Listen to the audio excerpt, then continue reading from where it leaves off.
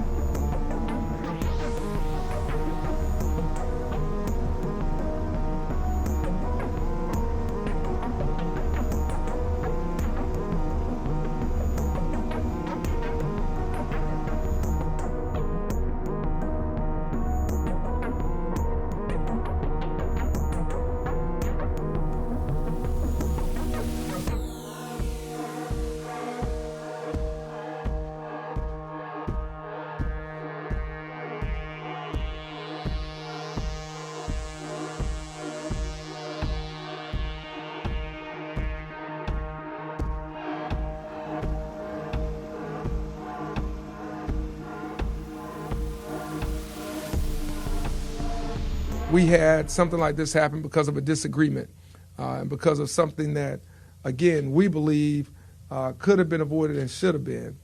And I want the community to be well aware that for us, this is not acceptable.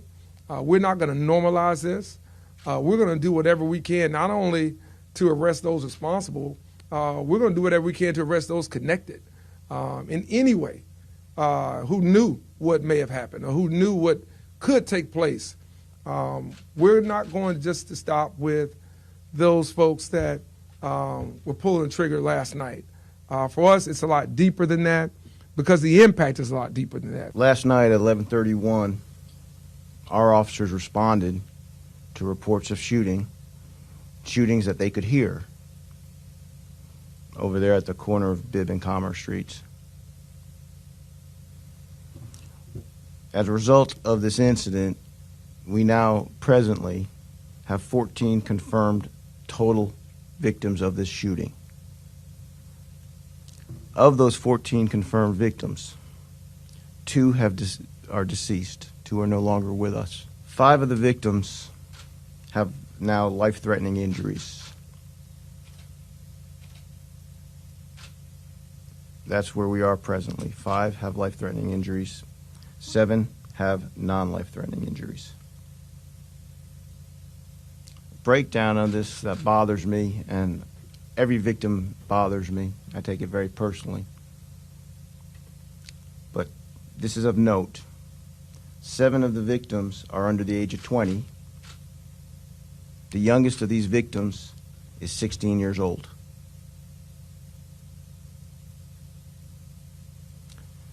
We know there are multiple calibers of ammunition used in this incident.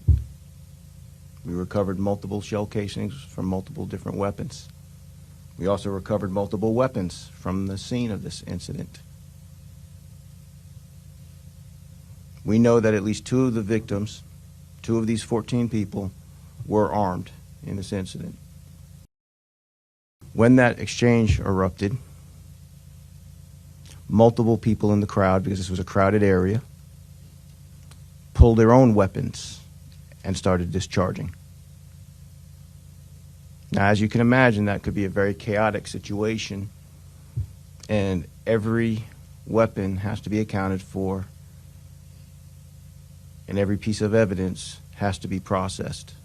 So I want to be clear that where this happened was not a sanctioned party or gathering by any of those entities, be it the HBCU Classic Weekend or Alabama State University's homecoming or Morehouse Tuskegee's homecoming whatsoever. That's a local place with local establishment, and unfortunately most of the victims, as far as we know, were local and unaffiliated. This is not about the location. This is about the people involved. And this is about the recklessness and the decisions they made that have impacted many, many other people beyond themselves. And they have to be held accountable for that. And we're going to do everything in our power to make sure they're held accountable to it and to make sure other people understand just what that accountability costs. All right? Because if you take 2 lives here, you impact as many as they have, again, it wouldn't matter if it was around the corner from our house. The same thing should apply. That you ought to have a level of respect and dignity for human life. That's what being in a civilized society demands.